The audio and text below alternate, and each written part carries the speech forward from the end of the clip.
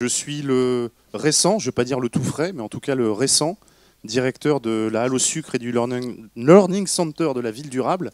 Donc nous avons plaisir à vous accueillir aujourd'hui, qui est un moment particulier puisqu'il marque le début de la saison 2019-2020 autour du vent, de la programmation du Learning Center Ville Durable. Donc il y a déjà eu un temps fort hier soir avec la projection du film qui a été projeté, je crois, hier soir. Oui, voilà, hier soir. Qui a eu un certain succès. Oui. Et donc aujourd'hui, nous sommes un peu dans la suite, dans la continuité, l'inspiration de ce film. Et on poursuivra ensuite avec l'exposition Plein Vent. Et sans plus tarder, je cède la parole à Christine qui va vous présenter cette conférence. Merci. Oui, bonjour à tous. Et merci d'être là. Ça nous fait vraiment très plaisir de vous retrouver pour le lancement de cette nouvelle programmation, donc Plein Vent. J'espère qu'elle va vous décoiffer et que vous reviendrez tout au long de cette programmation. Aujourd'hui, donc, c'est un week-end d'inauguration qui est assez riche en événements. Vous avez peut-être déjà pu apprécier l'exposition dans le forum qui est constituée des photos de Fabienne Berthaud et avec le commissariat de Laurane Germont. Le nom de l'exposition, c'est Le ciel, le vent, la terre.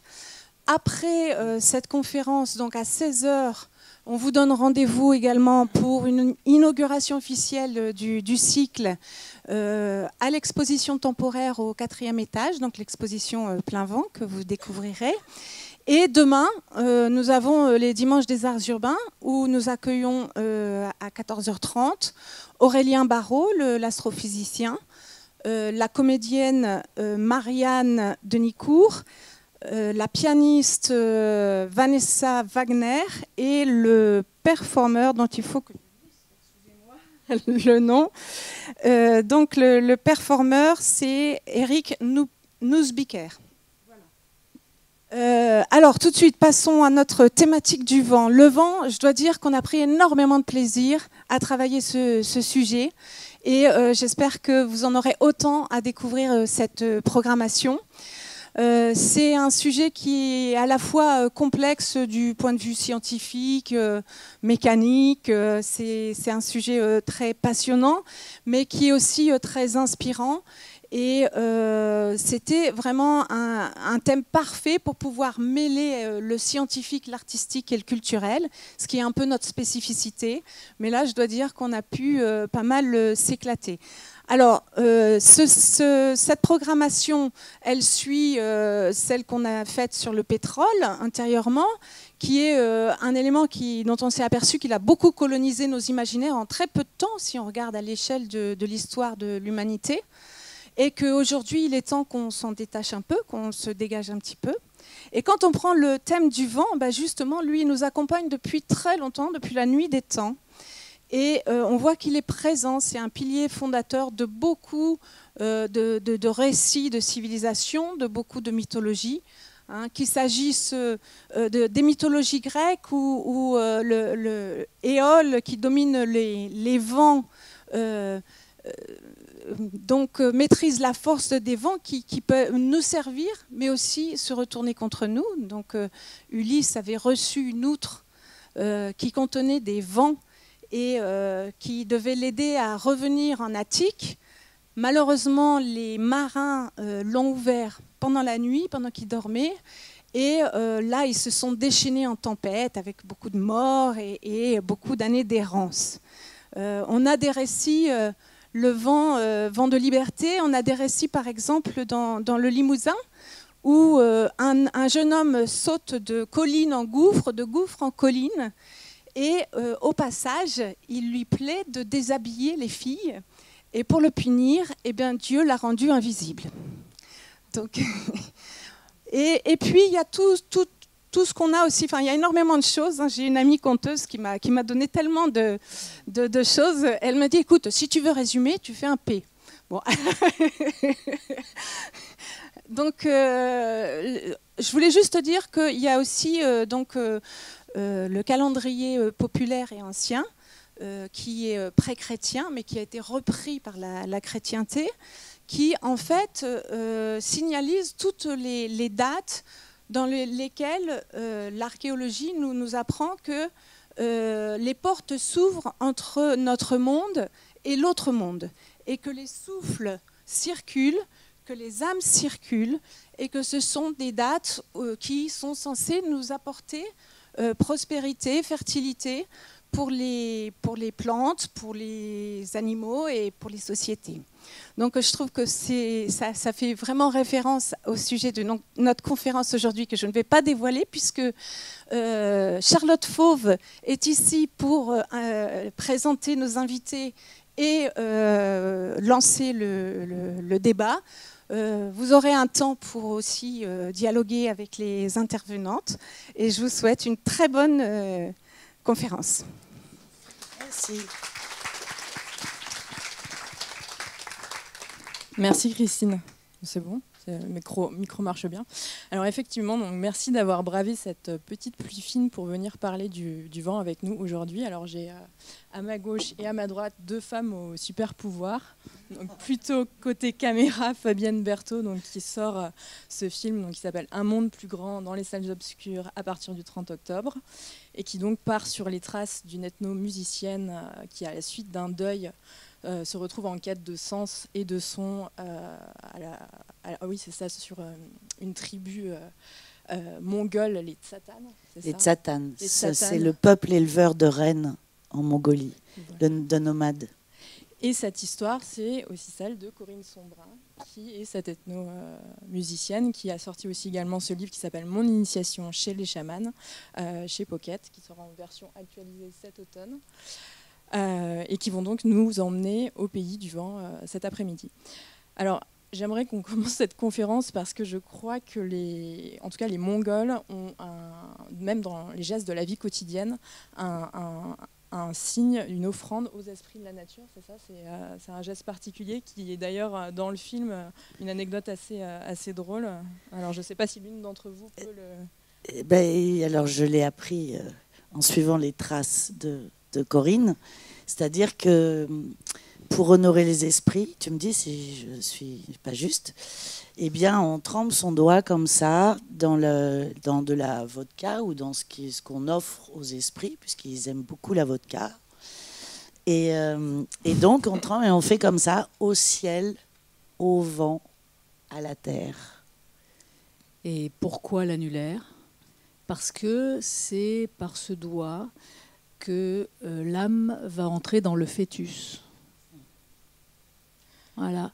Alors les Mongols portent une... Alors j'ai oublié quel était le doigt par lequel... Enfin c'est l'annulaire, hein, c'est sûr, mais je ne sais plus si c'est le droit ou le gauche.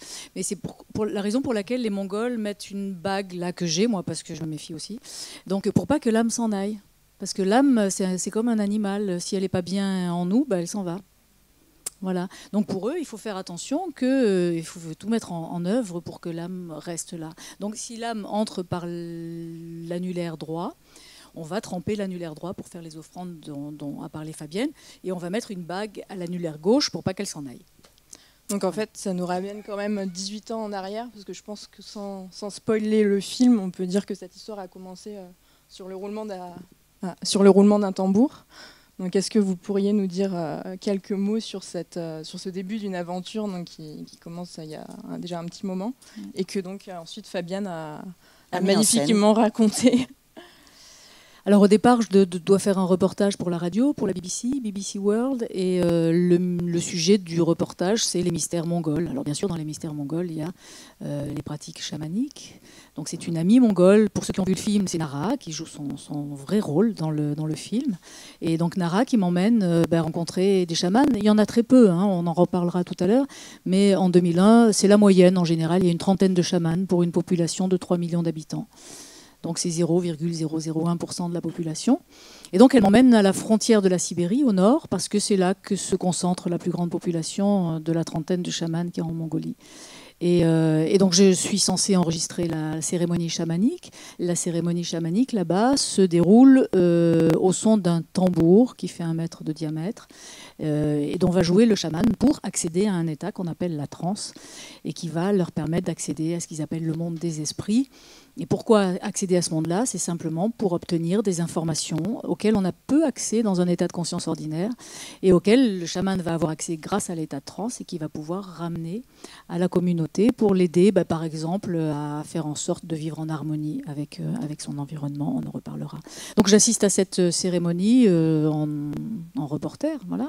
Et donc dès que le chaman commence à jouer du tambour, ça me fait un effet que j'attends pas du tout, c'est-à-dire que je commence à trembler et après je me vois trembler, hein, mais je peux pas m'en empêcher. J'ai bien conscience que le son du tambour me fait quelque chose et non seulement je tremble, mais après je me mets à sauter sur mes genoux comme ça et puis après je me mets à hurler comme un loup. Alors là, voilà, j'ai vraiment l'impression de me transformer dans cet animal et je vous le répète, je vois la transformation mais je ne peux pas l'arrêter et c'est pire que je ne peux pas l'arrêter, c'est que j'ai besoin de faire ça, c'est encore pire, c'est que j'ai besoin de faire ça, j'ai besoin de sauter sur le chaman pour lui attraper son tambour parce qu'il me faut ce tambour, ce son me fait un tel effet que j'ai besoin de ce son, voilà.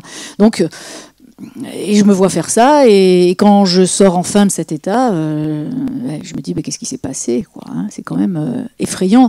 J'ai 40 ans à l'époque et je me dis tiens, je savais pas qu'un son, en étant musicienne, hein, moi-même, un compositeur, je savais pas qu'un son pouvait faire ça sur mon cerveau, il pouvait me transformer à ce point-là.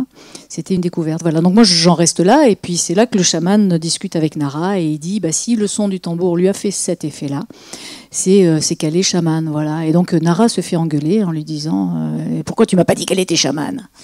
Voilà. Parce que dans sa tradition de chaman, dans la même cérémonie, si un n'est pas prévenu qu'il y a l'autre, enfin voilà, c'est toute une forme symbolique, hein, de l'interprétation de la réalité. Enfin voilà comment raconter, cette histoire. Et c'est ce que raconte donc Fabienne dans son film, où les scènes de transe sont quand même extrêmement puissantes. Alors je crois que vous avez vous-même expérimenté la transe parce que toute l'équipe finalement du film a voulu aussi voir ce que c'était que ces états de conscience modifiés. Est-ce que ça change quelque chose pour vous et finalement, est-ce que ça change aussi votre rapport à l'image et à la caméra, le fait d'avoir expérimenté ces EMC, comme on les appelle, c'est ça ? C'est-à-dire que je ne sais pas si ça change quelque chose ou pas. Moi, mon travail, c'était simplement le chamanisme. Au départ, je ne le connaissais pas avant de tomber sur l'histoire de Corinne Sambrin. Vraiment, j'ignorais tout de tout ce qui est dans le film, en fait. Et donc, il fallait simplement que je comprenne, et en tant qu'artiste, je devais ressentir et chercher et comprendre les connexions pour pouvoir vous les transmettre, dans un film.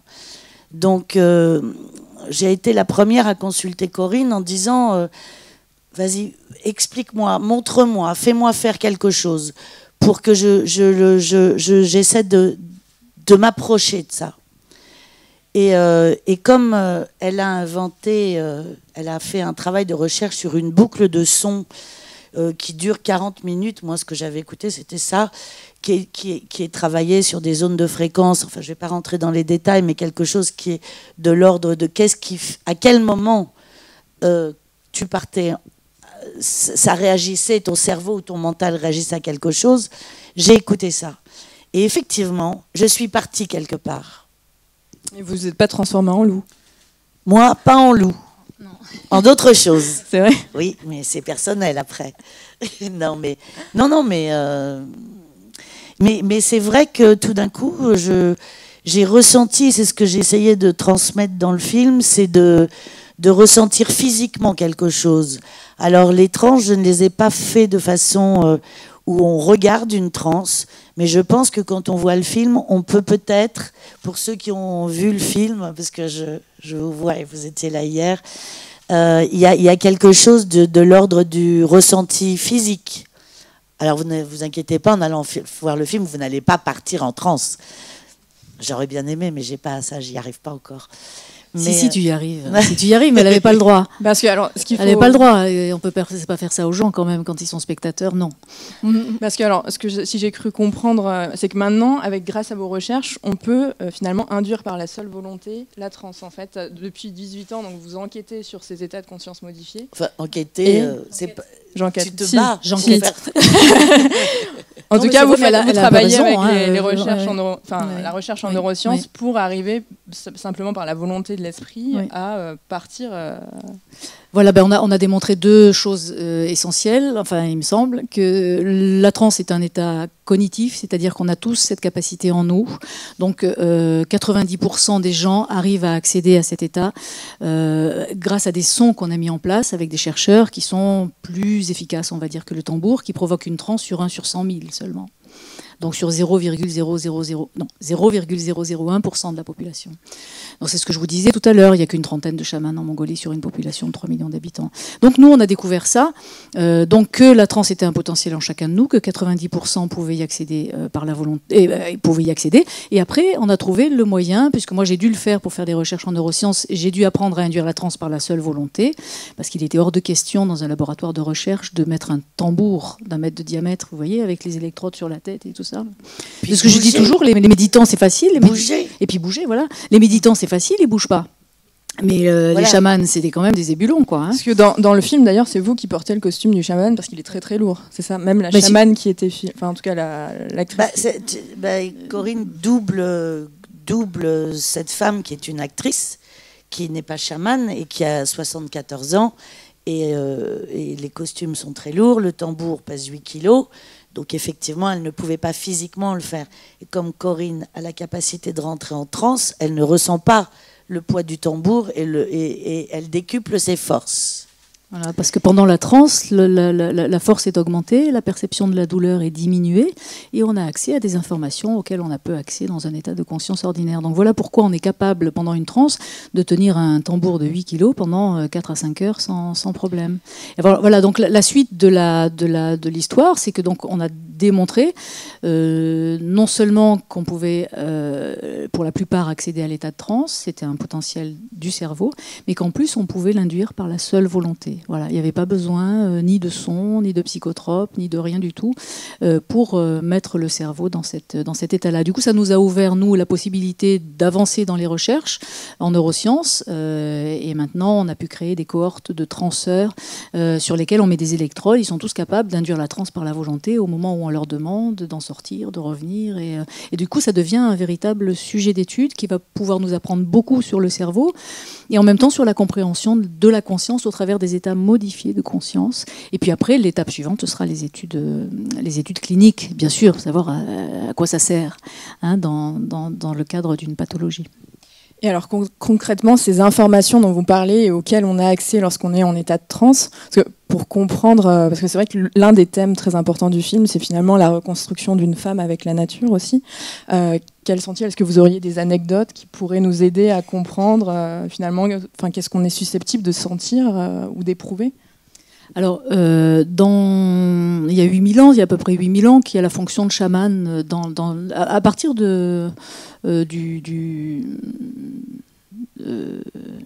oui, ça fait à peu près 8000 ans. Quand il y a eu la sédentarisation, parce qu'ils ont l'humain a maîtrisé les cultures un petit peu partout, donc du néolithique.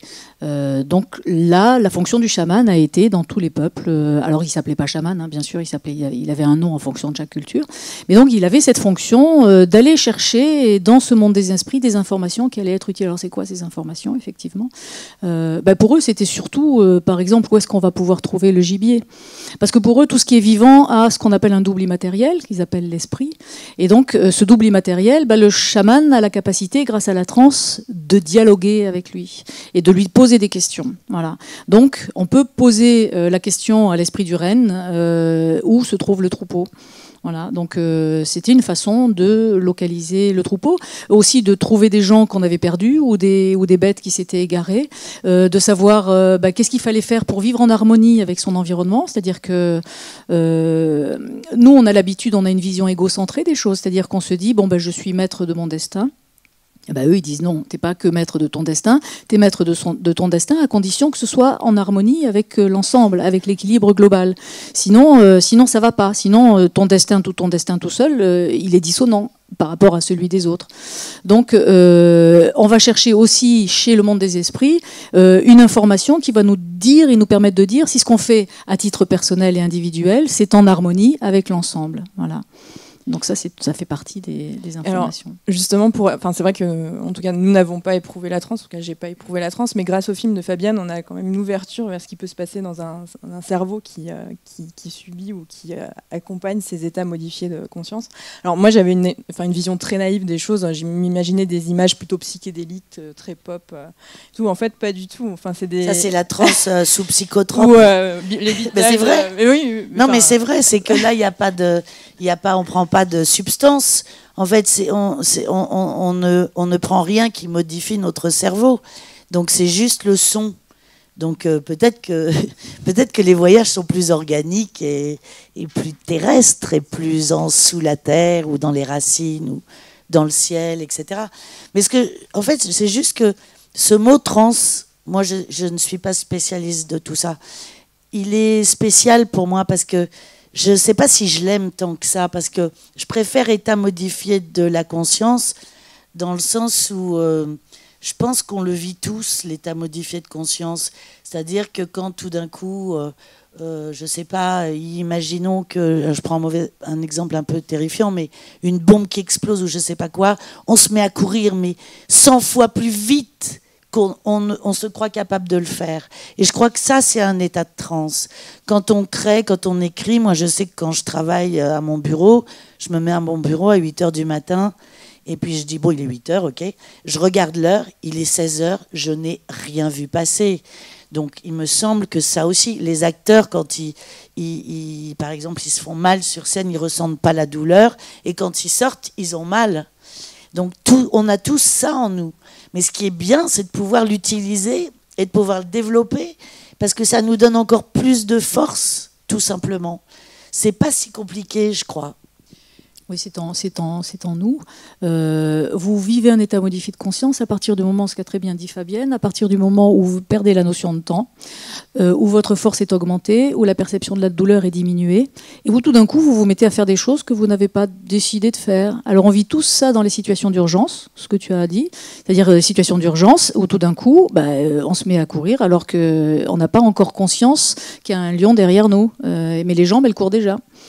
Donc ce sont des processus infraconscients qui nous sauvent la vie tous les jours et dont on n'a pas conscience, c'est fait exprès, parce qu'on serait embarrassé par toutes ces informations, mais qu'on utilise tout le temps, effectivement. Donc arriver aux états de transe, c'est simplement arriver à les provoquer, c'est provoquer cet état qu'on connaît tout. Sans événement extérieur violent, c'est génial en fait, c'est un outil. Mais ce qui paraît assez incroyable quand même, c'est parce que j'ai lu les chiffres justement que vous m'aviez envoyés, donc c'est sur 488 sociétés, c'est ça, il y en a plus de 90 finalement qui ont institutionnalisé ces moments modifiés.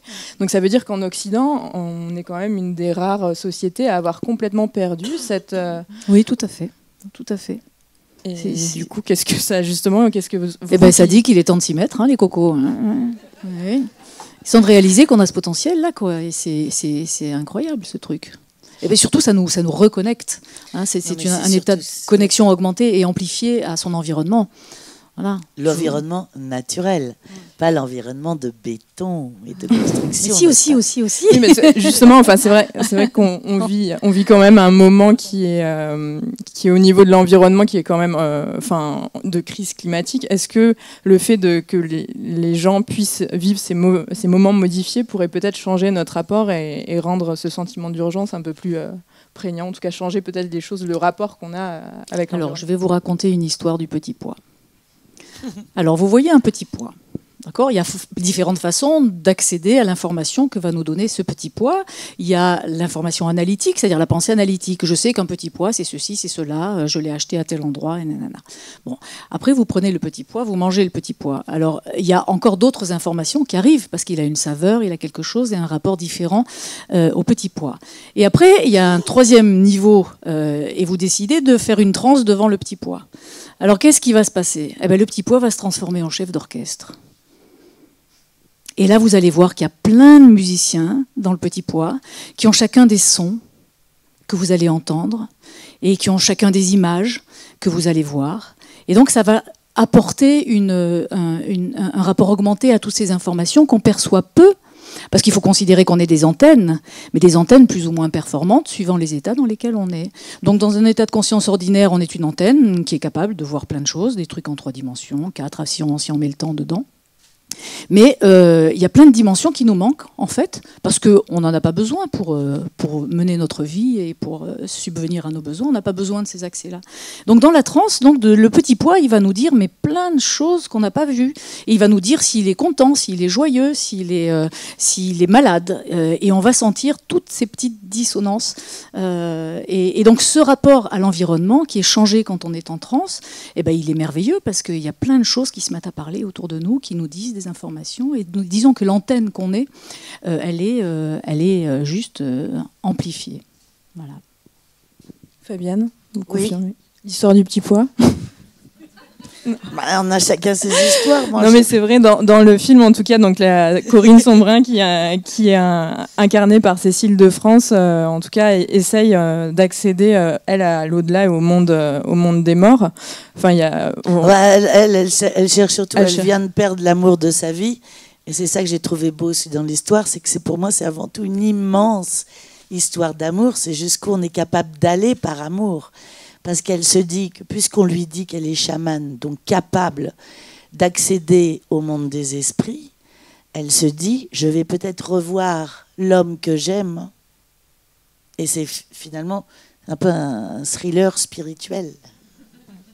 Donc en fait, à la fois le film et votre expérience mêlent toujours donc, à la fois cette quête spirituelle et ce parcours scientifique. Aujourd'hui, comment on perçoit la recherche en neurosciences, c'est cet aspect d'entremêlement? Parce que lorsque vous avez commencé à étudier, je crois que vous étiez prise pour une folle, en fait. Ouais, c'est ça. Donc c'est ce qu'on voit bien dans le film, qui est... Bon, je n'arrêterai pas de le répéter, moi je le trouve très très beau, hein, vraiment. Moi, j'ai le droit de le dire, elle n'a pas le droit, mais moi j'ai le droit. Bah oui, parce que Fabienne, elle a su aller au-delà du visible, justement. Elle est allée montrer quelque chose qu'on perçoit dans l'invisible et qui est très très très émouvant et très touchant, dans les images, dans le rapport des humains. Enfin, c'est très beau. Bon. Alors là, c'était... Ah oui, on m'a pris pour une folle au départ, hein, bien sûr. Parce que moi, j'ai commencé déjà par me dire, il y a un petit problème, ma fille, quand même. Si le son d'un tambour te transforme comme ça, comment ça se fait que ma société à moi, ma culture, qui est si savante, ne m'a pas prévenu que ça pouvait m'arriver, ça? Donc, dans une culture, on me dit, je suis chamane. Et quand je rentre en Occident, pour être un peu rassurée sur ce qui s'est passé, on me donne des médicaments. On me dit, oh là là là là là là... Oh là là. Donc vous allez voir dans le film, hein, elle est culte, la phrase « Si chaque fois que vous entendez un tambour, vous vous transformez en loup, il y a un petit problème ». Voilà. Et ça, c'est textuellement ce que j'ai eu comme réaction.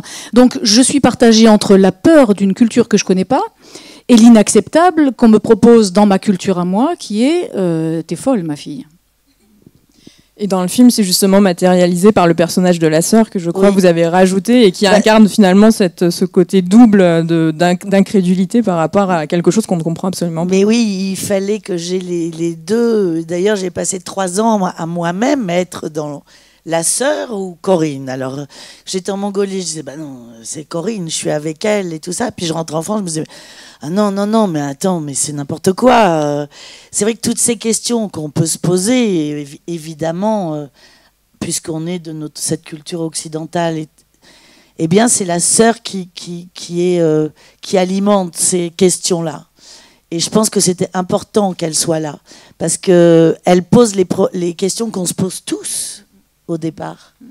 Oui, que notre société à nous, elle ne nous donne pas de réponse à ça. Alors moi, j'avais peur de ce qu'ils me disaient. Mais entre les deux, j'avais envie d'aller explorer ce qu'ils me proposaient. Sur la mort, ils me disent, bah oui, mais nous, les chamans, on peut, en tout cas, communiquer avec ce qui reste des morts. On ne sait pas. Voilà, donc c'est vraiment attirant pour quelqu'un qui est en deuil. Et on a tous vécu ça quand on a vécu des deuils. Moi, il m'est arrivé de voir un moucheron à côté de moi et de dire, c'est toi ? Hein, on l'a tous vécu, oui, ça. Oui. Voilà. Donc ce besoin, on a besoin qu'il reste quelque chose de l'autre, et on a besoin de communiquer. Et quand les chamans me disent ça, forcément, c'est plus satisfaisant que t'es folle. Hein. Et alors, je crois que vous avez présenté le film à Oulan-Bator, justement, il y a eu une première. Oui, alors, quelle est la réception là-bas? En fait, comment est-ce qu'ils voient nos interrogations par rapport à l'aune de leur savoir, puisque c'en est un?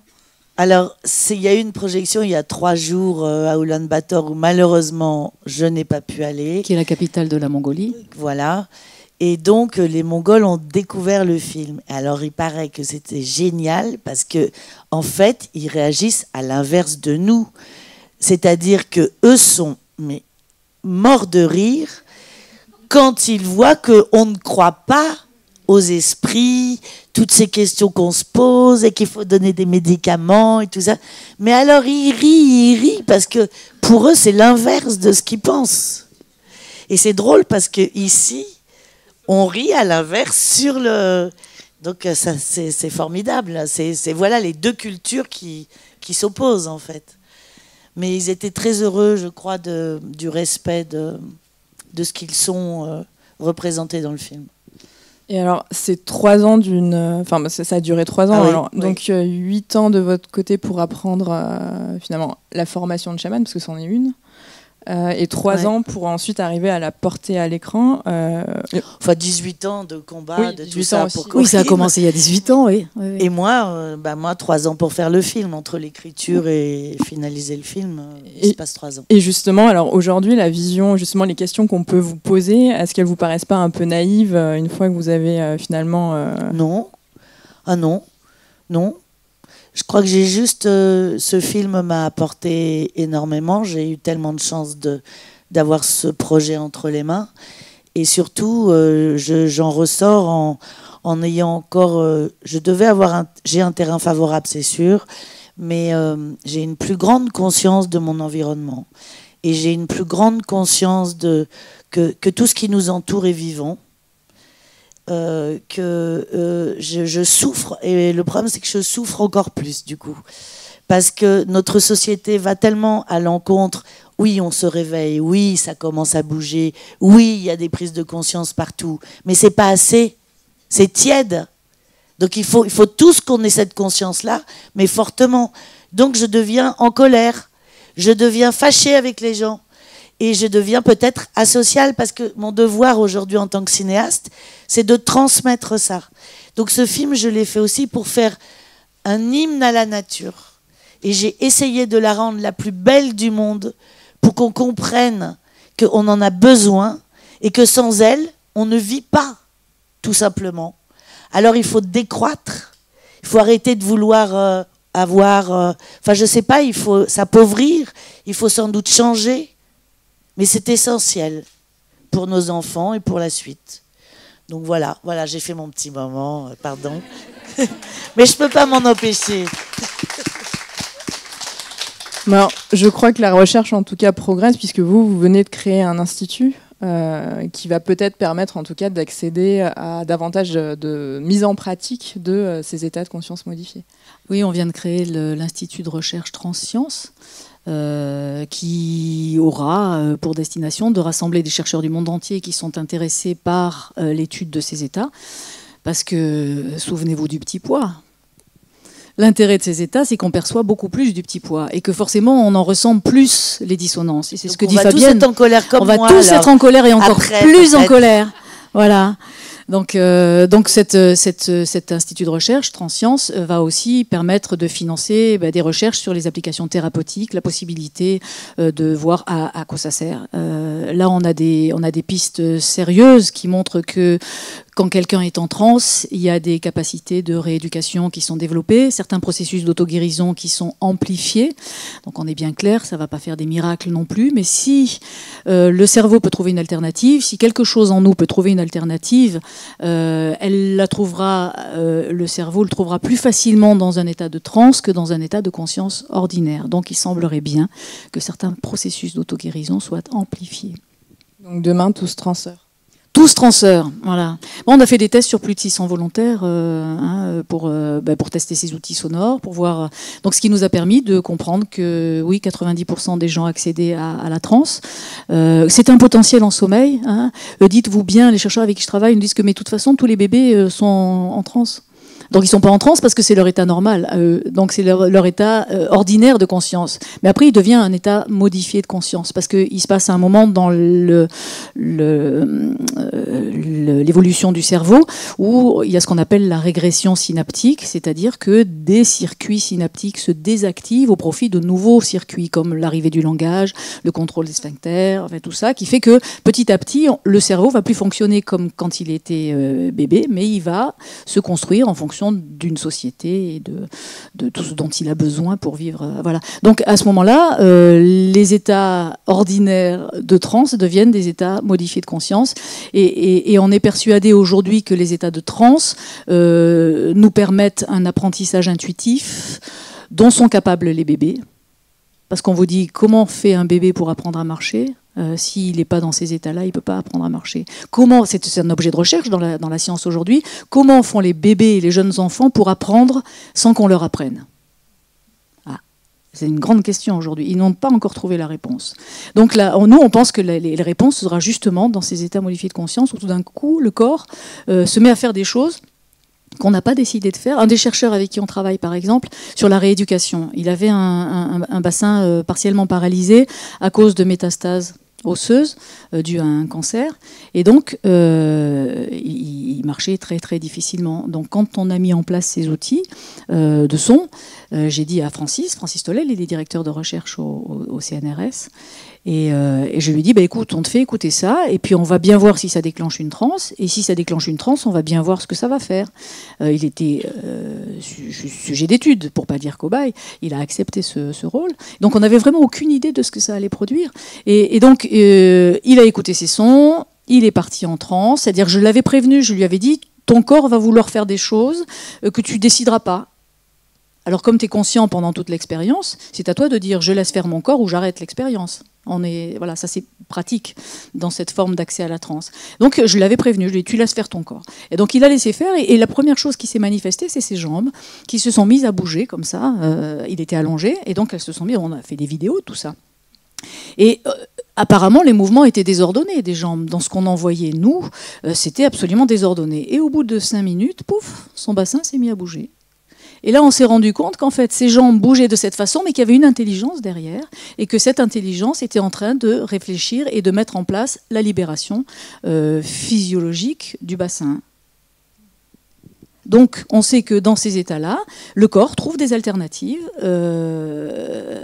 pour répondre et pour trouver une solution à quelque chose qui le rend pas bien, ou une pathologie, voilà. Et donc, Francis, en sortant de la transe, il pouvait plus bouger le bassin, c'était revenu à son état avant la transe, mais à chaque fois qu'après on lui a appris à induire la transe par la volonté, ce que je vous ai expliqué tout à l'heure, donc il a su très vite induire la transe par la volonté, et donc provoquer des transes, et à chaque fois, son corps faisait la même chose. Les jambes commençaient par bouger, pouf, son bassin bougeait, et puis quand il sortait de la transe, ça rebougeait plus. Alors il s'est dit, oui, mais alors mon corps m'apprend quelque chose là. En fait, mon corps, chaque fois que je suis en transe, m'apprend comment débloquer mon bassin.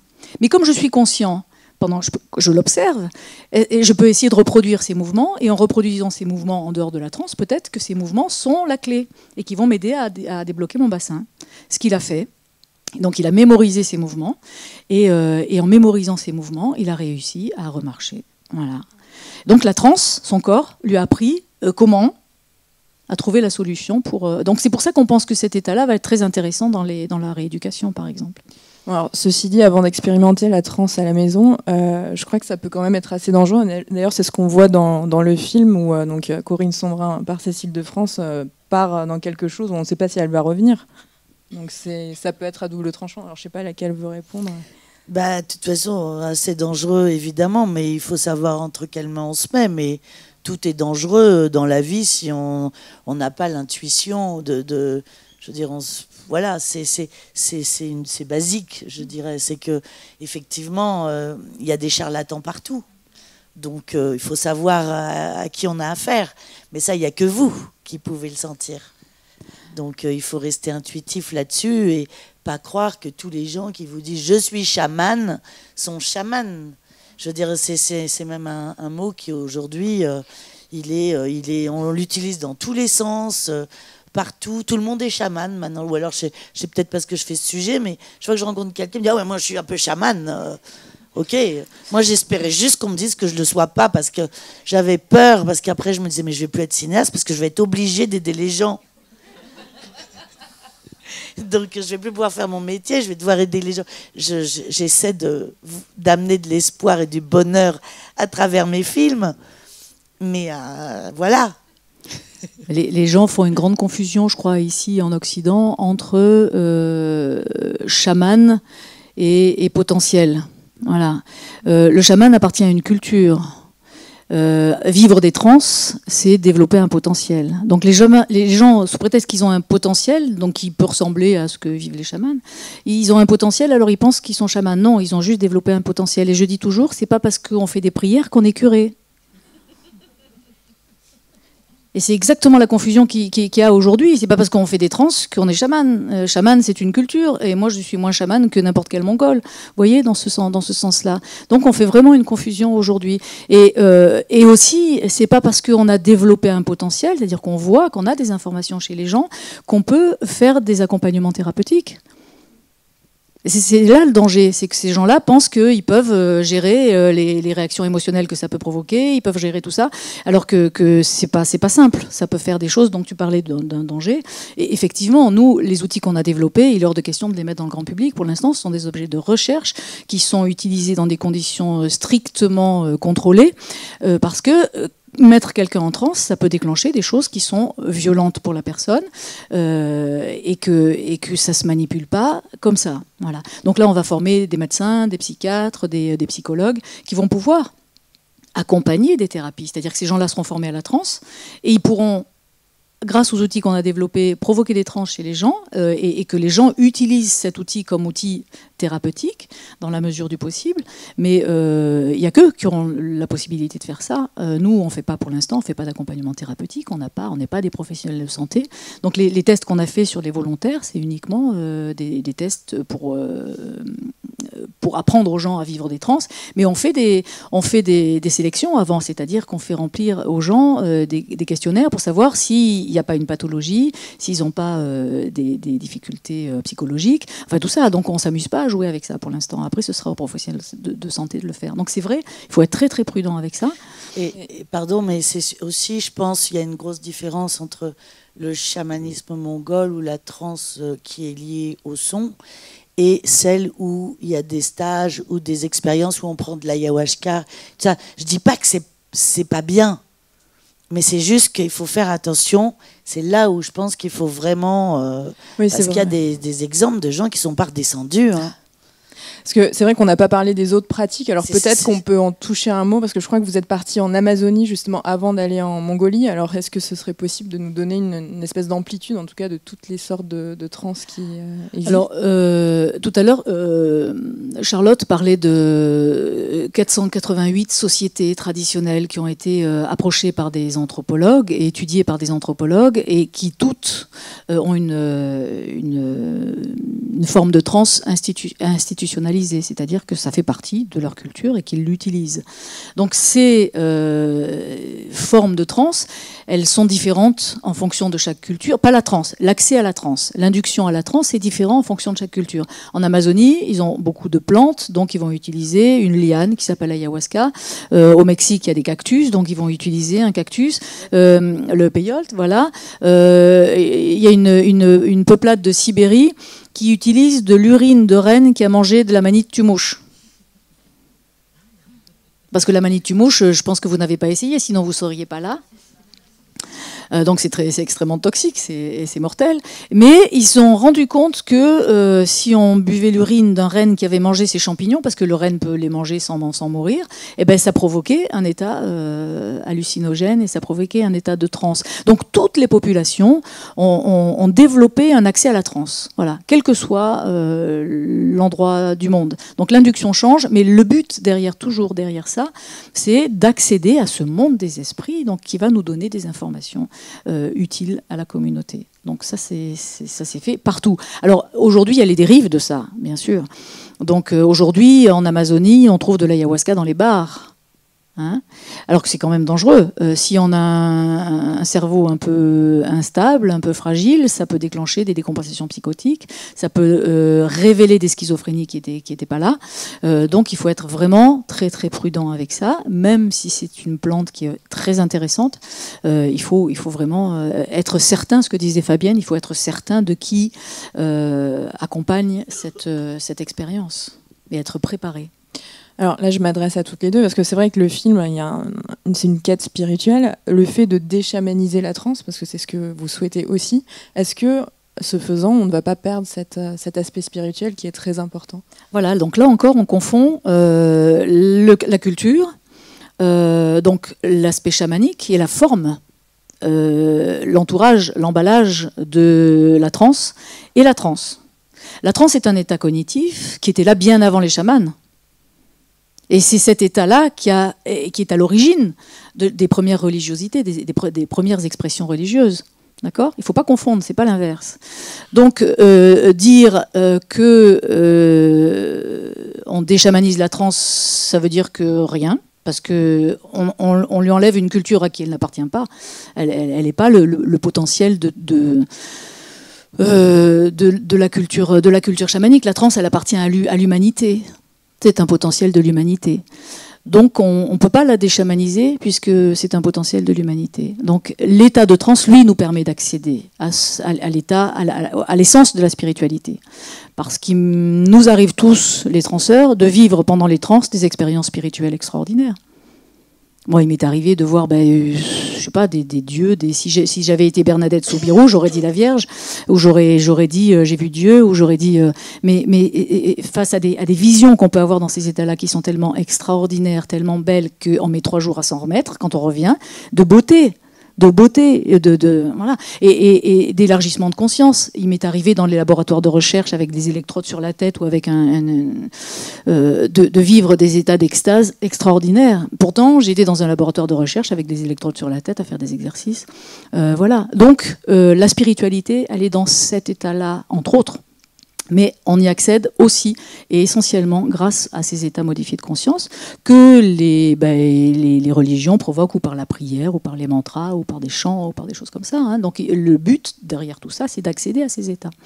Hein, voilà. Alors, et d'ailleurs, dans le film de Fabienne, on voit aussi donc, ces images qui sont assez fabuleuses d'électrodes, en tout cas dans un laboratoire, qui sont extrêmement belles et qui finalement sont aussi belles que les paysages, en tout cas à mon sens, de Mongolie. Donc ce sont des paysages intérieurs. Le fait finalement de mettre maintenant l'histoire de Corinne dans les mains d'un public extrêmement large, parce que c'est vraiment dans les salles maintenant. Pas encore. Bien. Oui, le 30 octobre. Le 30 octobre, vous avez retenu la date. En tout cas, bientôt dans les salles. Justement, qu'est-ce que ça vous inspire? Mais non, mais pour moi, ce film est un voyage aussi bien géographique qu'intérieur. Donc, j'ai dépassé la réalité de... Par exemple, pour représenter justement l'univers hospitalier où elle fait ses tests avec des électrodes, moi, je voulais que ça soit également un voyage dans le cosmos.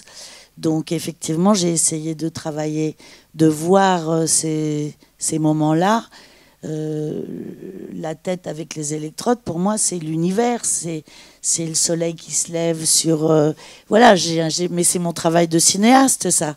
Je digère ce qu'on me donne et je ressors mon travail artistique. Donc il a ça. Mais je voulais surtout pas qu'on soit dans une salle d'hôpital basique, on ne rêve plus. Donc j'ai envie de rêver, moi. Donc... Ben oui, mais comme je vis une transe avec les électrodes sur la tête, Fabienne a réussi à transformer justement l'image en quelque chose qui nous met en transe. Voilà.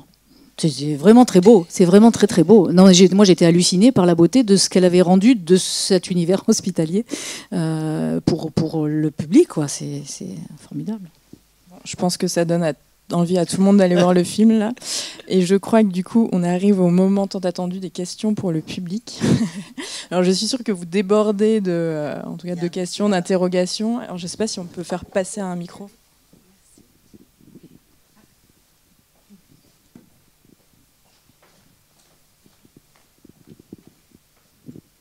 Oui, bonjour Nicolas Imbert. J'aurais une question sur les sas interculturels autour de la trance et qu'est-ce qu'il faut faire pour préserver nos sociétés. Vous en avez un petit peu parlé, mais il y a peu de gens qui se souviennent, par exemple, que c'est en mettant les sacs à lave en transe, donc c'est une population qui est à Madagascar, que les pêcheurs à la baleine industrielle ont compris où est-ce que les baleines se reproduisaient et qu'on a complètement décimé les baleines à Madagascar. Et je sais que du côté du Vanuatu, du côté des Kanaks, il y a un certain nombre de sociétés traditionnelles qui maintenant veulent introduire coutumièrement ceux qui veulent entendre en fait et rentrer en contact avec des chamans, avec des personnes qui sont en transe pour qu'elles soient liées à la société avec laquelle elles sont avant d'aller au contact et avant de prendre de la connaissance. Oui, ben on se sert de l'information avant de voir la conscience derrière ça et c'est terrible parce que c'est vrai qu'on peut savoir la tradition peut nous permettre de savoir où se trouve le gibier, où se font les reproductions d'animaux. Mais la difficulté, c'est toujours une histoire de conscience derrière ça. Dans les chamans en Mongolie, vous avez des chamans noirs, c'est-à-dire qui vont utiliser ce potentiel à mauvais escient. Mais c'est pas la majorité. Il faut se dire que c'est pas la majorité. Donc, si nous on développe ce potentiel, cette conscience, on peut se dire que ce ne sera pas la majorité qui va faire du mal. Et peut-être que celle qui fait du mal aujourd'hui, si elle était un peu plus consciente de ce qu'elle faisait, si elle ressentait un peu dans ses tripes le mal qu'elle fait, peut-être qu'elle en ferait moins.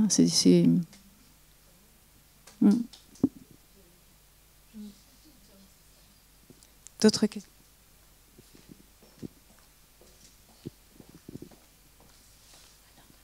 Merci, oui. Je voudrais dire aussi que j'ai vu le film hier et donc j'ai beaucoup réfléchi hier soir en revenant chez moi et donc je me suis dit que c'est souvent la transe est souvent induite par des tambours, que ce soit en Afrique avec le tam-tam, des tambours donc de la peau qui est tendue sur un cercle et puis le powwow aussi quand on voit les Indiens et tout ça ou les Amérindiens. Donc je me suis dit, bon, parce qu'ils ont réussi. Bon, il y a des similitudes. Alors je me demande, parce que j'ai entendu aussi il y a très longtemps que Gengis Khan, quand il a fait, comment dirais-je, quand il a fait ses ravages et tout ça, il a violé, enfin, ses troupes, ses hordes, on appelait ça des hordes, ont violé énormément de femmes. Et donc, il paraît que, bon, avec l'immigration, on pourrait retrouver chez nous, ça peut être très intéressant avec les analyses génétiques, on pourrait retrouver chez nous en Occident des traces mongoles et tout ça. Alors je me demandais aussi comment ça avait pu évoluer dans les autres pays et tout ça, l'utilisation qui en était faite. Parce que quand on voit, par exemple, vous dites qu'il y a des chamans, bon ben ils sont dévoyés quoi en définitive. Ils utilisent leurs possibilités pour obtenir certainement de l'influence, de l'argent et tout ça. Et donc, et nous, on est profondément hostile à ça, hein, en Occident, c'est vrai. Hostile à l'idée de réincarnation, hostile à tout ça. Et même, il y a vous parlez des psychiatres et tout ça, il y a quand même des psychiatres qui donnent des neuroleptiques à des personnes, des neuroleptiques qui sont inhibiteurs de rêve, alors que c'est la récréation de notre esprit. On a besoin de rêver, justement, et c'est peut-être à ce moment-là, justement, au moment de la nuit, qu'on se transporte ailleurs, quoi. Je veux dire, bon, dans l'au-delà, parce que c'est dans l'au-delà, finalement. Et c'est souvent en relation avec les défunts qui ont quelque chose à nous dire, message prémonitoire. Et donc, il faut comprendre. Et alors, si certaines personnes qui sont, paraît-il, comment dirais-je, dérangées, on les empêche justement d'accéder à un domaine où ils accédaient naturellement et tout ça, mais parce qu'ils dérangent. Et alors ça les rend agressifs parce qu'ils ont envie de transmettre un message. On dit beaucoup, avec la transe, on est agressif. Donc on est dans une société qui n'aime pas l'agressivité. Hein. On doit se calmer. On doit on voit les enfants hyperactifs qu'on met sous Ritaline, des petits. Alors que c'est probablement dû uniquement à l'ingestion de lait de vache, qui est très mauvais pour nous, quoi. Alors donc, vraiment, il y a beaucoup de choses à faire, quoi. Merci, madame.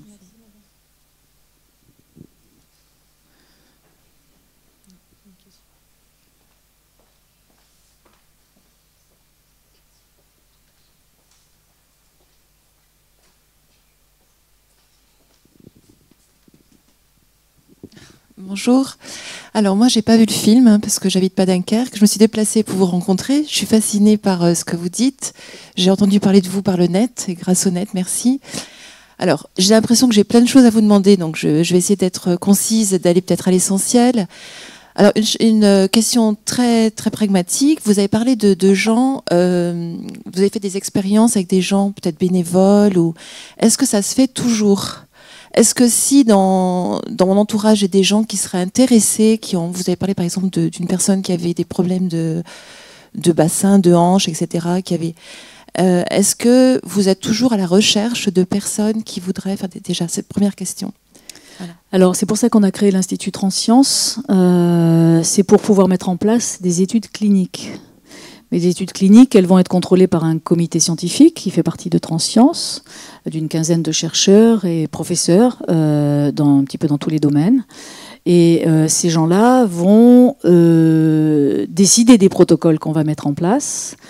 Et donc, si dans les protocoles qu'on va mettre en place, il y a des gens qui correspondent au profil des personnes que vous connaissez, évidemment, on va faire des propositions, et ça, on le mettra sur le site de Transsciences qui est en train d'être mis en place.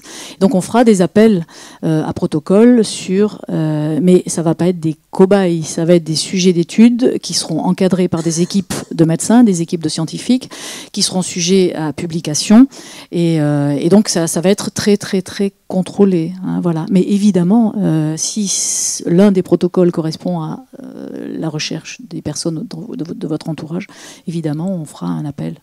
D'accord. Donc ce site, cet institut, ou je ne sais pas que vous appelez... Institut de recherche de Transsciences, c'est un site privé, c'est un institut qui est privé. Est-ce que vous êtes... Alors c'est un fonds de dotation. Voilà, c'est un fonds de dotation qui va nous permettre d'avoir des fonds dont une partie est déduite des impôts. Vous savez, vous connaissez le principe, c'est comme les fondations, qui va nous permettre d'avoir nos propres fonds pour financer nos propres recherches et pour financer aussi des recherches qu'on fait en collaboration là avec le CHU de Liège. On a une prochaine collaboration prévue à Stanford, mais Stanford, par exemple, c'est une université privée. Donc le projet, c'était de travailler sur la maladie de Charcot, parce qu'on a eu des indices qui étaient très intéressants aussi sur cette pathologie. Et donc lancer une étude clinique là-dessus, ça intéresserait un des chercheurs là-bas, qui s'appelle David Spiegel, avec qui on était en contact il y a 3 ou 4 ans. Mais rien n'a pu se faire encore parce qu'il faut trouver le financement pour tout ça. Donc Transsciences, ce sera aussi une façon d'avoir nos propres fonds pour pouvoir financer des recherches. Alors, je continue, hein, j'ai gardé 2 questions encore. Une, comment réagit la communauté médicale et scientifique dans nos sociétés? Comment vous êtes perçu? Eh ben, je vous l'ai dit, au départ, il y a 18 ans, c'était vraiment difficile. Au 18 ans, voilà. Mais maintenant, grâce à tous les travaux qu'on a faits, je veux dire qu'il y a eu une publication qui est parue sur des recherches qu'on a faites sur mon cerveau en 2007 à Edmonton, au Canada. Donc ça, c'est paru, c'est publié dans les revues scientifiques. Donc la transe est entrée dans la science. Moi, c'était mon objectif parce que je sais à quel point ce potentiel est important, à quel point il faut prendre conscience qu'on l'a. Et puis, je parle de gens qui apprennent à vivre des trans. Il y a plein de gens qui vivent des trans spontanément. Les réseaux neuronaux dont je parlais tout à l'heure, quand on est bébé, qui sont désactivés, certains ne l'ont pas désactivé. Et des médiums, par exemple, c'est une forme de transe, la médiumnité. Et donc ces gens-là n'ont pas désactivé ces réseaux. Et alors le pire, c'est que souvent, ils n'osent pas en parler, et que quand ils ne sont pas désactivés naturellement par la régression synaptique, c'est eux volontairement qui vont les désactiver parce qu'ils ont honte d'en parler. Et au fur et à mesure où on donne des conférences, les gens, ça ouvre la parole là-dessus, ça libère la parole. Et plein de gens viennent nous dire, bah oui, mais moi j'ai eu cette expérience. Ils n'osent même pas en parler. Donc Transsciences, c'est aussi cet objectif-là, c'est de permettre à des gens de parler de ces expériences. C'est justement mon autre question que je voulais en venir. Avec tout ce monde parallèle des médiums, des guidances, etc., donc vous n'êtes pas hostile, c'est un monde qui se rejoint avec les connexions, avec l'au-delà, avec l'univers, le cosmos, etc. Et est-ce que, donc moi je suis heureuse de vous l'entendre dire, est-ce que justement la communauté scientifique s'ouvre à ce monde-là aussi, avec vous, avec votre expérience? Ça vient, parce que bon, le comité scientifique qui est maintenant le comité scientifique de Transsciences est constitué, oui, de 15-20 chercheurs qui sont tout à fait prêts à... dans le film, vous allez voir Stephen Lorace, qui joue le rôle d'un médecin et qui est un des grands chercheurs dans le monde sur les états modifiés de conscience. Hein, donc c'est avec lui qu'on fait ces protocoles. protocoles qu'on a commencé ces protocoles. Donc il a mouillé sa chemise en quelque sorte, parce qu'il a dit, moi je veux donner ma caution scientifique à ce film et aux états modifiés de conscience, à la transe particulièrement. Donc c'est grâce à des gens comme ça qui ont ce niveau de recherche, parce que quand on parle à des gens qui ne connaissent pas trop le parcours, donc des médecins, voilà. Mais quand on leur dit qu'on travaille avec Stephen Lorais, qu'on travaille avec des gens comme Francis Tollel, un truc comme ça, ils disent ah oui. Donc voilà, ça permet d'ouvrir un peu. Voilà. Je pense que ça s'ouvre aussi avec toutes les avancées qu'on fait avec l'hypnose, la méditation, qui sont des choses qui rentrent déjà dans le domaine hospitalier. On trouve quand même des ponts maintenant de plus en plus avec ça. Donc, et puis surtout, il y a le public, voilà, il y a les gens qui vivent des choses et qui disent on en a marre maintenant. Voilà, nous on sait qu'il y a d'autres solutions, on le sait, on l'a vécu, on le vit autour de nous. Alors ça suffit. Alors les chercheurs, les médecins particulièrement, parce que les chercheurs c'est des poètes, hein, ils sont toujours un peu dans les états modifiés de conscience, ils connaissent bien. Donc surtout les médecins, ceux qui sont le garant de la guérison, si vous voulez. Et donc ceux-là, ils sont plus particulièrement résistants. Et donc, tout d'un coup, ils se retournent et ils disent mais attends, pourquoi tout le monde nous dit ça? Qu'est-ce qu'on a raté? Il y a quelque chose parce que grâce à vous, la norme est en train de changer. Donc ça va faire beaucoup évoluer. Et là, nous, on va former notre prochain objectif dans Transscience, c'est de former justement tout un groupe on en a formé pas mal déjà, mais là, tout un groupe de chercheurs et tout un groupe de médecins, psychologues, psychiatres qui vont être formés à cet état-là. Donc là, la formation qu'on leur proposera, ce sera d'abord une découverte de ce que c'est que la transe, parce que c'est eux qui vont nous dire comment ça va pouvoir s'étudier et s'appliquer dans leur domaine thérapeutique. On a formé un médecin en soins palliatifs, on a formé une urgentiste, on a formé des médecins généralistes. Et donc là, on a formé des psychiatres. Alors juste pour vous faire rire, dont une qui s'est transformée en mouche.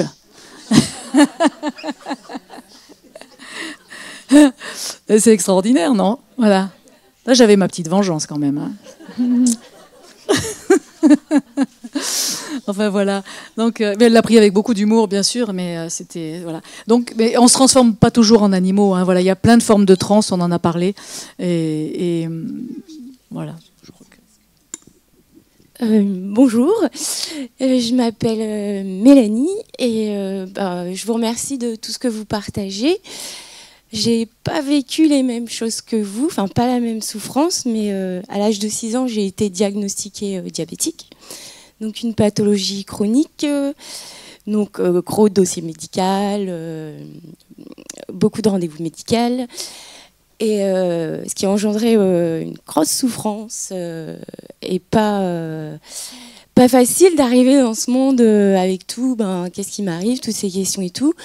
Et en fait, j'ai engrangé un déni par rapport aux instituts médicaux parce que, en fait, je comprenais pas. On voulait m'apprendre les choses par la peur, en fait. Donc, en gros, pour moi, dans ma tête de gamine, en fait, je comprenais que j'étais morte avant d'être vivante, en fait. Donc, je passe. Au bout d'un moment, je pense que je cherchais quelque chose, cherchais des réponses. Il fallait que je trouve quelque chose parce que bon, j'avais néanmoins de l'espoir. Et donc, le chamanisme est arrivé dans ma vie. Et ça m'a vachement aidée. Ça m'a permis d'avoir plein de réponses que la médecine ne pouvait pas me fournir. Et puis maintenant, je pense que je peux guérir. En fait, je ne vais pas vous dire que c'est facile parce que c'est sûr que... C'est sûr que ce monde-là, ça triche pas, en fait. Tout est juste et tout est authentique. Et ça nous reconnecte. Et moi, ça m'a vraiment permis de me rendre compte que j'étais complètement déconnectée, désacralisée, à côté de mes chaussures. Et en fait, je me suis dit, on m'a menti, quoi. Et de prendre conscience un peu plus de qui je suis, en fait. Et je vous remercie en fait de mettre ça publiquement. Je pense que la médecine a son rôle, mais personnellement, elle m'a fait mal, quoi. Elle m'a vraiment fait mal, quoi. Et enfin voilà, je sais pas comment vous dire ça, mais que la vie avance plus avec le sacré, parce que en fait, moi, ça fait 5 ans que je fais du chamanisme de manière intensive, tous les mois. Et en fait, ça m'a reconnecté au sacré, quoi. Et vous appelez ça la transe, nous on appelle ça l'incorporation ou le chevauchement. On travaille avec les lignées égyptiennes, shivaïques, bouddhiques, et on a plein de lignées qui viennent nous voir et en fait, ça nous relie au sacré. Et en fait, pour moi, le chamanisme, c'est ça. C'est nous relier au sacré. Et en fait, le chamanisme, c'est soigner, prendre des énergies en nous, donc incorporer, pour soigner les gens de ce qui est juste pour la personne. Et ce que le monde médical, limite, n'est pas possible. Parce que le monde médical nous explique des choses mentales. Mais c'est pas notre mental, c'est notre âme, c'est notre esprit qui a besoin, c'est notre cœur qui a besoin de guérir. Et oui, voilà, c'est comme vous dites, l'amour.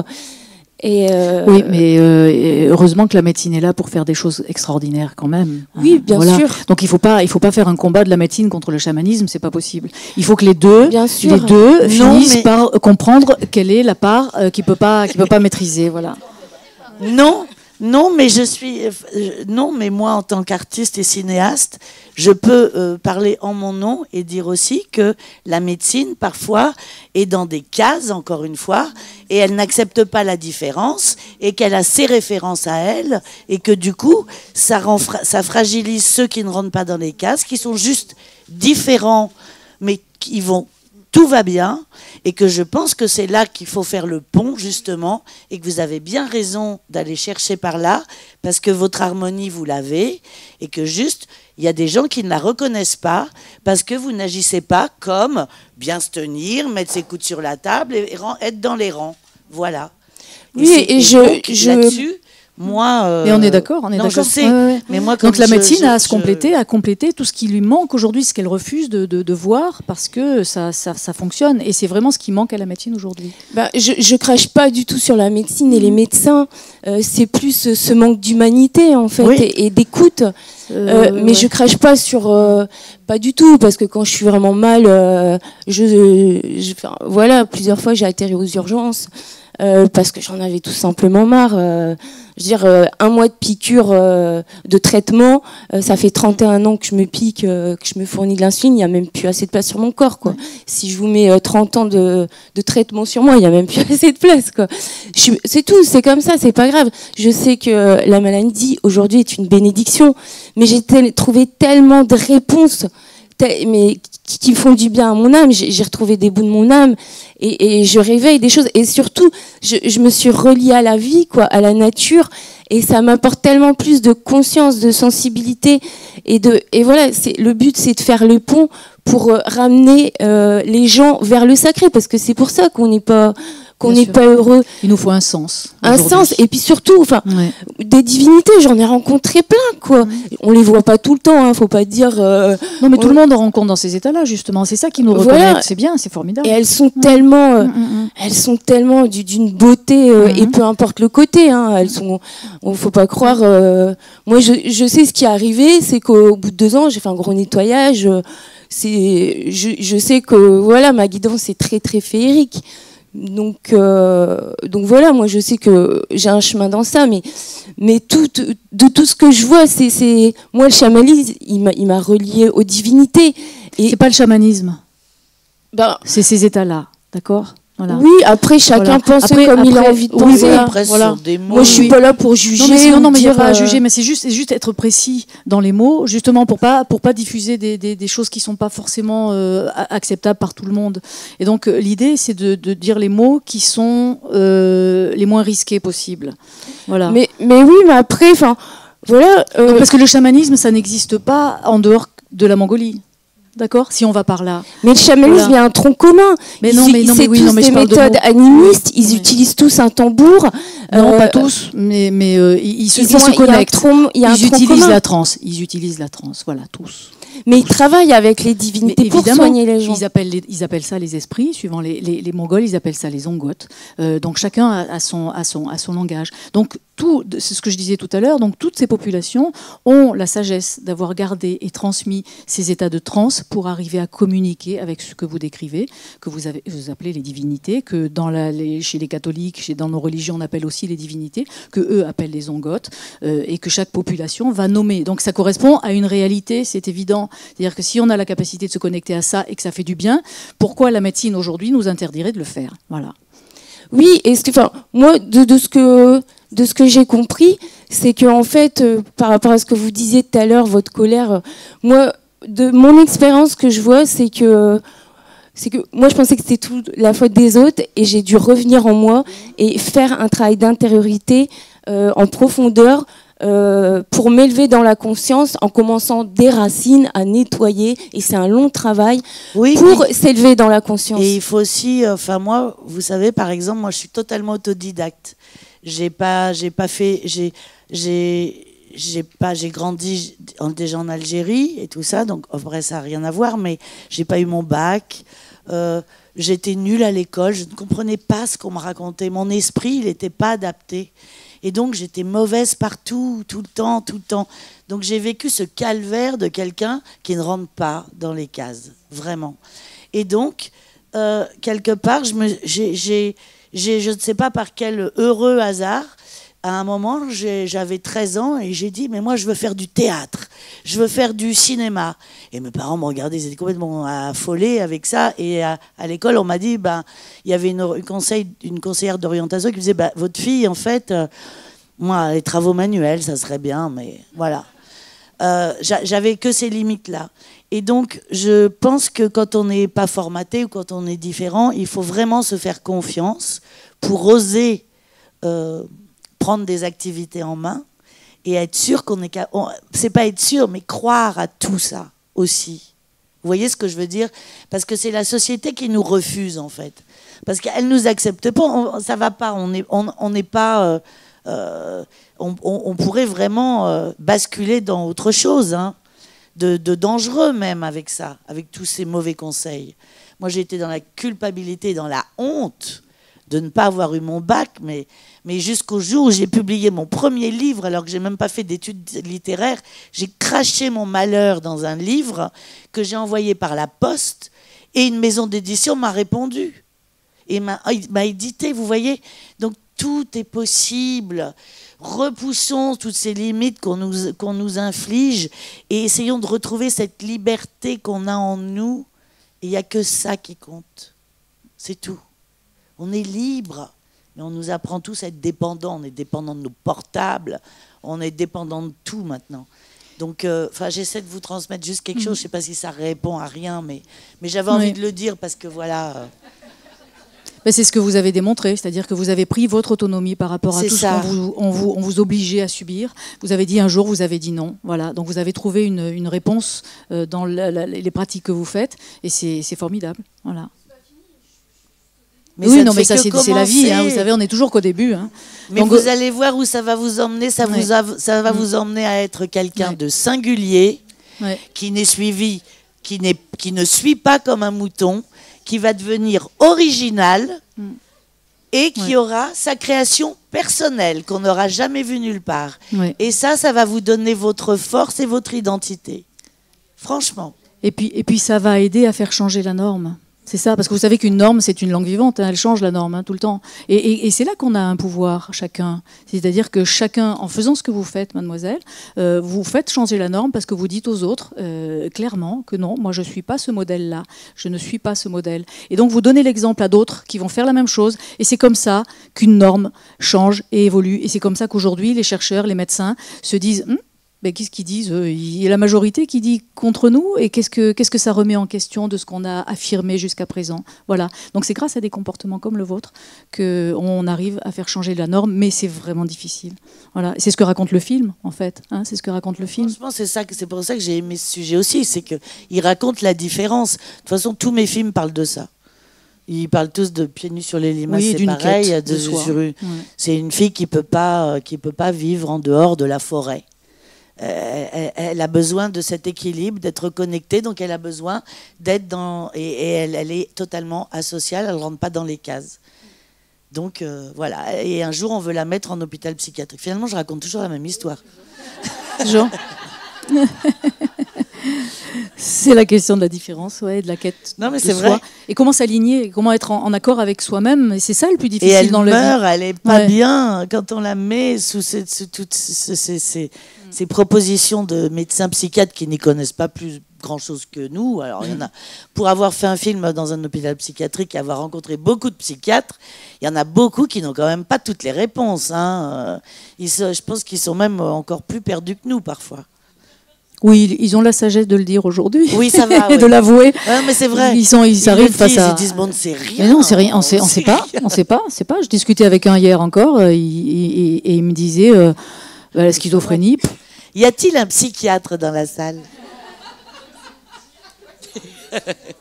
Qui veut faire la mouche?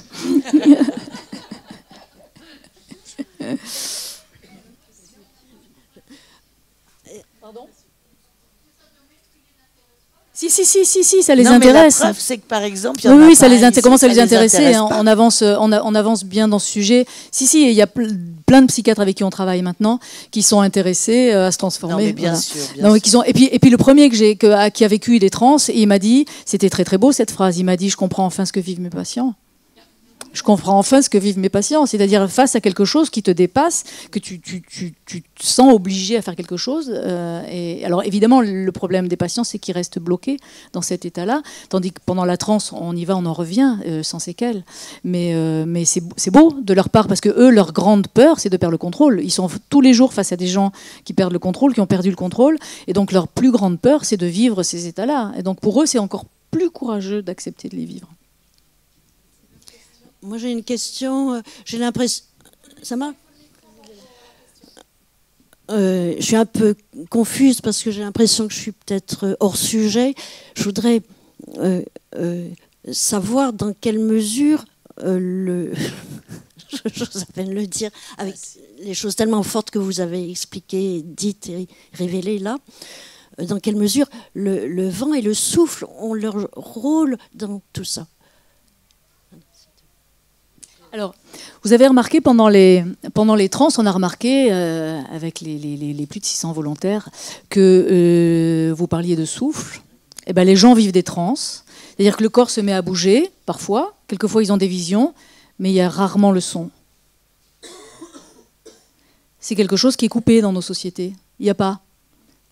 Donc nous, notre travail dans les trans, c'est de leur apprendre à refaire des sons, à oser exprimer cette dimension-là. Voilà, c'est juste une observation qu'on a faite et qui montre à quel point notre société est rendue muette. Et que le souffle, c'est la vie, ça commence par là. Et s'il manque dans l'expression de la trans ce souffle-là parce qu'on est bloqué, parce qu'on n'ose pas, parce que ça va faire du bruit, c'est dramatique. Ah. Bonjour. Bonjour. Je vais commencer par une petite remarque sur la parité dans l'assistance. Alors, je sais pas, j'en tirerai aucune conclusion, mais vous avez tout de suite constaté qu'il y a peut-être plus de femmes. Bah oui. Voilà. Mais qu'est-ce que vous en pensez, vous? Mais de toute façon, il y a plus de femmes. Il n'y a pas plus de femmes sur Terre que d'hommes, non? Déjà. Mais pas dans cette proportion-là. Donc, j'en pense que ce sujet intéresse plus des femmes. Ah oui. C'est d'une façon générale, effectivement. En Voilà. tout cas, moi, en ayant voyagé là en ce moment, je fais beaucoup de villes et je rencontre. Je finis juste et je rencontre. Mais c'est vrai que les femmes sont beaucoup plus Voilà, sensibles, curieuses et Je me disais, si ça avait été une conférence de psychiatrie, puisqu'on parle des psychiatres, si ça se trouve, il y aurait eu plus d'hommes, peut-être. Ça a été le cas. J'ai fait Voilà. des conférences devant des 150 psychiatres. Et il y avait plus d'hommes que de femmes. En général, quand je fais des conférences dans des milieux de recherche, à l'université ou des choses comme ça, à l'université encore, la proportion est plus égale. Mais il y a souvent beaucoup plus d'hommes, oui. Et là, dans les formations qu'on va faire médecins, il y a plus d'hommes que de femmes. Voilà. Mais et les partout. chercheurs. Non, mais il y a plus partout, d'hommes. dans tous les endroits où les gens décident, il y a plus d'hommes que de femmes, partout. Ah mais bien sûr, oui. Non, mais voilà. Non, mais c'était juste une remarque, parce que Je dis que c'est un sujet très intéressant, mais il n'intéresse pas tout le monde, quoi. Voilà, c'est ça. Mais oui, hier soir, exactement.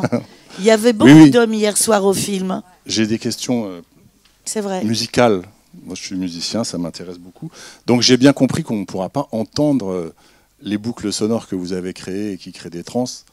Mais est-ce que vous pouvez nous dire un peu à quoi ça ressemble, si ça ressemble à des musiques qu'on peut entendre, qu'on connaît? Et vous, vous êtes compositrice, est-ce qu'on peut entendre votre musique quelque part?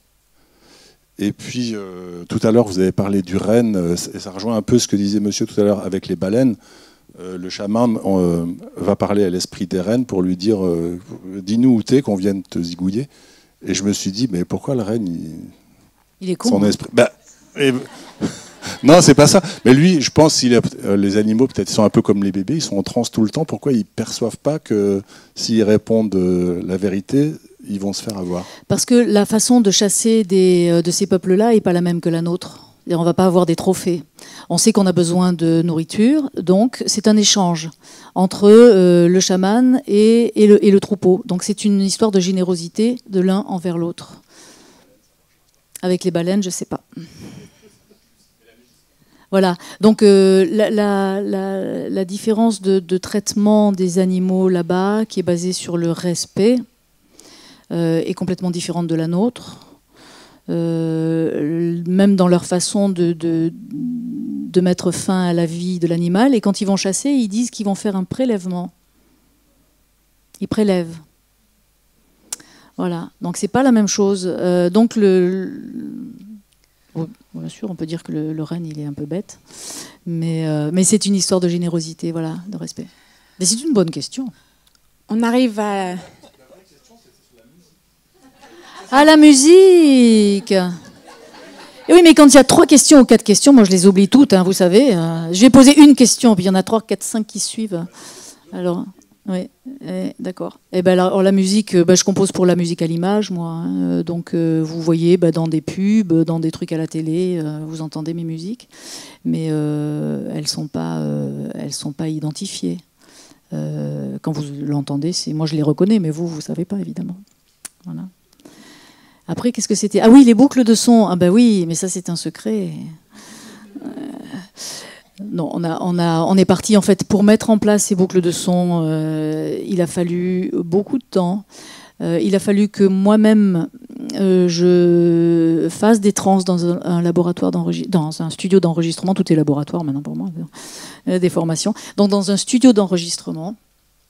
Parce que les séquences... J'avais remarqué en Mongolie qu'il y a des séquences de tambour qui étaient particulièrement efficaces. D'accord ? Alors, quand le chaman commence à jouer, ça fait boum, boum, boum, boum. Bon, ça ne fait pas beaucoup d'effet. Hein. Ça provoque un petit état modifié de conscience, mais pas grand-chose, qui est plus de l'imagination active qu'autre chose. Et il y a un moment où, vraiment, ça déclenche des trans. Et moi, je savais que quand ces séquences arrivaient, quand le chaman commençait à jouer comme ça, c'est quand il est en transe. Et quand l'esprit, disent-ils, l'a possédé. Et donc c'est là, c'est pas le chaman qui joue, mais c'est l'esprit au travers de lui qui joue. Ce qui fait que le chaman ne se souvient pas du tout de ce qu'il a joué. Enfin, il se souvient pas, il peut pas le reproduire en tout cas. Donc même moi, en tant que musicienne, si on m'avait dit, tu vas jouer ces séquences, puisqu'elles sont efficaces, tu vas les rejouer, j'étais incapable de le faire. Parce que c'est pas moi qui joue, c'est quelque chose, notre intelligence qui joue. Donc quand il a fallu enregistrer ces séquences, je les ai enregistrées en Mongolie. Et quand je suis revenue, j'ai donné ça aux chercheurs avec l'autorisation des chamans. Quand je suis rentrée, j'ai donné ça aux chercheurs. Et ils m'ont dit, mais il est nul ton enregistrement, on peut rien en faire. Pour savoir qu'est-ce qui marche là-dedans, c'est la spatialisation, c'est le son, c'est le rythme, c'est la puissance. Qu'est-ce que c'est qui fonctionne et qui fait ça au cerveau? Donc la seule solution, c'était que je fasse des trans dans un studio d'enregistrement. Et là, ils m'ont mis 7 micros. Donc j'en avais sur les oreilles, j'en avais sur le front, il y en avait 2 ou 3 dans le tambour. Et il y avait une personne en face de moi avec un micro sur chaque oreille, qui était juste en face de moi, pour retranscrire la binauralité du son. Voilà. Donc une fois qu'on a eu toutes ces pistes, chacune pour un micro, les chercheurs ont pu faire une bande-son qui était acceptable. Et après, c'est moi qui ai dû réécouter, parce que j'ai fait des trans, mais je ne savais pas à quel moment ça provoquait la transe. Donc j'ai dû réécouter tous les enregistrements pour leur dire, là, ça fait quelque chose, là, ça fait quelque chose, là, ça fait quelque chose, là, ça fait quelque chose. Voilà. Donc ils ont récupéré ces petits bouts. Et ils ont pu, à partir de là, essayer de comprendre comment ça fonctionnait, qu'est-ce que ça pouvait faire et pourquoi. Et on n'a pas tout compris encore, hein, c'est encore une part de mystère, mais c'est bien. Et on a réussi à mettre en place cette boucle de son dont on n'avait aucune idée si ça marchait sur tout le monde à l'époque, hein, c'était en 2015. Et donc ça marchait sur moi évidemment, mais bon forcément parce que j'avais un cerveau entraîné. Et donc on l'a testé la première fois sur les élèves des Beaux-Arts de Nantes, parce que je faisais des workshops avec qu'est-ce que fait l'instant de création, c'est un état modifié de conscience. Donc voilà, qu'est-ce qui se passe dans le cerveau à ce moment-là. Et donc le groupe d'étudiants a accepté qu'on leur fasse écouter ces boucles de son. Voilà. Et là, la première écoute, 16 sur 20 sont partis en transe. Voilà, là, on s'est dit, ah, tu vois qu'on peut faire mieux que 0,001%. Voilà. Et c'est parti de là. Donc après, on m'a dit, les chercheurs m'ont dit, bon, ouais, c'est facile, les artistes, ils sont tous en état modifié de conscience. De toute façon, t'as pas inventé grand-chose, c'est trop facile pour eux. Et ben, j'ai dit, ok, on va tester sur vous alors, puisque soi-disant, vous n'êtes pas souvent en état modifié de conscience. Donc c'est là qu'on a commencé tous les tests. Et à la première écoute, on est arrivé à peu près au même résultat qui était de 80%. Malheureusement, on arrive à la fin du temps qui nous est imparti. Je vois qu'il y a encore beaucoup de sujets de conversation et de questions qui sont encore présentes. Je voudrais surtout vous remercier énormément d'être venus jusqu'à nous pour nous présenter toute cette expérience et ces recherches. Le film, enfin ça a été très riche, votre participation au cycle Plein Vent. Donc on va passer maintenant à l'inauguration de l'exposition Plein Vent au 4e étage. Vous êtes tous bienvenus. Pour le prochain mois, le cycle de conférences, on parlera du changement climatique avec l'astrophysicien Gilles Ramstein. Et puis Antoine Bonduel qui viendra aussi pas l'astrophysicien, excusez-moi, le climatologue, et Antoine Bonduel qui viendra aussi parler un petit peu des impacts localement sur la région et des mesures d'adaptation qu'on peut envisager. Ça, ce sera le 16 novembre. Le 14 décembre, on parlera de l'éolien, de l'énergie éolienne et notamment des énergies citoyennes avec Alain Nadaille, qui est un chercheur qui donc travaille beaucoup sur ces questions. C'est un socio-économiste et une porteuse de projet en Champagne-Ardenne d'énergie éolienne citoyenne. Et puis ensuite, en janvier, donc, on aura le plaisir d'accueillir Dominique Bourg sur les questions de permacircularité. Il a écrit un livre là-dessus, c'est-à-dire comment on peut envisager effectivement une société qui ne reste dans les limites des ressources naturelles de la planète. Il sera accompagné de Martin Bobel qui travaille qui coordonne le réseau des recycleries d'Île-de-France et qui travaille sur le réemploi. Voilà, je vous remercie beaucoup à tous aussi de votre présence et de votre intérêt que vous avez manifesté pour ce sujet. Et puis, je vous propose donc de prolonger à l'inauguration.